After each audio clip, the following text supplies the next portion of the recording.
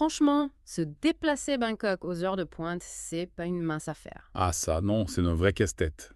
On s'est dit qu'on allait se pencher sur une solution pas mal du tout, investir dans l'immobilier, mais en choisissant bien son emplacement. Proche des transports, tu veux dire. Exactement. Imagine, tu vis à 2 pas d'une station des MRT, tu descends de chez toi et hop, t'es connecté à tout Bangkok en un clin d'œil. Plus de galères dans les embouteillages, c'est ça. Carrément. Ok. Alors, on a déniché cet article de blog, justement, qui parle d'investissement immobilier autour des stations de MRT à Bangkok. On va décortiquer tout ça ensemble. C'est ça, on va essayer de te donner les clés pour comprendre les avantages, les zones qui ont la cote, les quartiers qui montent, et puis les points importants à prendre en compte avant de se lancer. On va faire le tri pour que tu aies une vision claire et précise. Alors, première chose qu'on retient de l'article, c'est le gros avantage de ce type d'investissement. Facilité d'accès et commodité sans effort. C'est bien dur, ça. Quand on pense aux bouchons monstres de Bangkok, c'est un argument qui pèse lourd. Le MRT et le BTS, c'est vraiment le moyen le plus efficace de se déplacer. Et puis, ça joue sur la valeur du bien, bien sûr. Ah oui, complètement.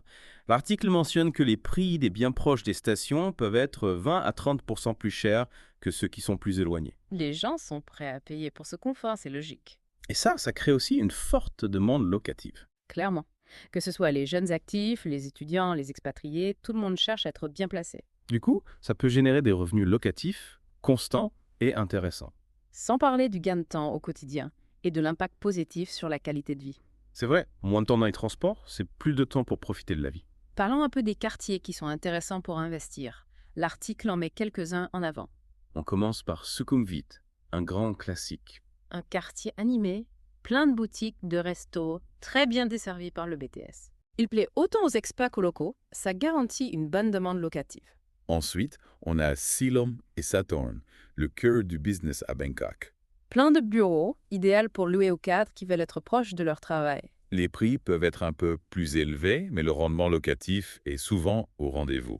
Pour ceux qui visent le très haut de gamme, l'article parle de From Phong et Lansuan.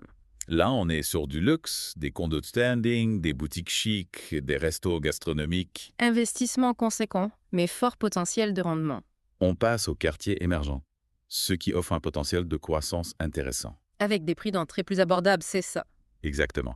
Ramaneuf et Ratchada, par exemple, en pleine transformation. Des centres d'affaires en plein essor, qui attirent de plus en plus d'entreprises. Les prix des appartements sont encore raisonnables et la demande locative est forte.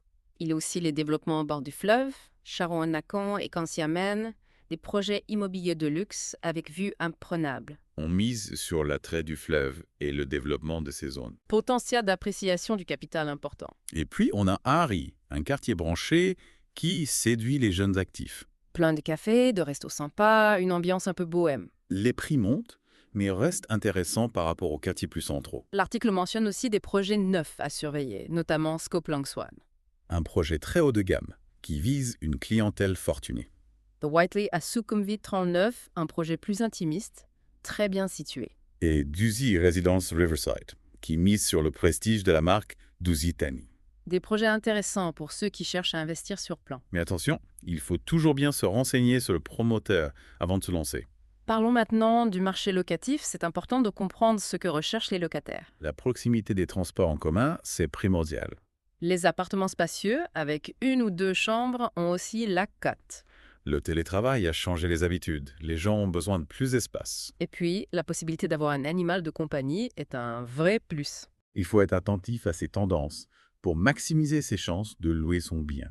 L'article donne quelques conseils pour optimiser son investissement. Acheter en phase de pré-lancement peut être une bonne option. Ça permet d'avoir des prix plus bas, mais il faut bien vérifier la réputation du promoteur. Choisir un projet avec un fort potentiel de revente, c'est aussi important. Se concentrer sur les caractéristiques les plus demandées, la proximité du MRT, la taille, les équipements, Il faut aussi prendre en compte l'impact des projets gouvernementaux. les nouvelles routes, l'extension du MRT, ça peut booster la valeur des biens. La croissance économique a aussi un effet positif sur le marché immobilier. N'oublions pas les points à considérer avant d'acheter près d'une station. Le coût des emplacements prime, souvent plus élevé. Le bruit et l'animation du quartier, il faut que ça te convienne. La densité de la population, ça peut être un frein pour certains. Il faut peser le pour et le contre en fonction de ses préférences et de son budget. Pour finir, quelques tendances à long terme du marché immobilier à Bangkok.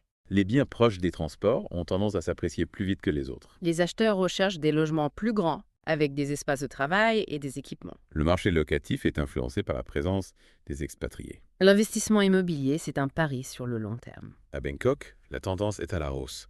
La patience paye. Alors, qu'est-ce que tu retiens de tout ça? Est-ce que investir près d'une station de MRT te semble intéressant? Quelles zones te plaisent le plus? N'hésite pas à te renseigner, à creuser le sujet.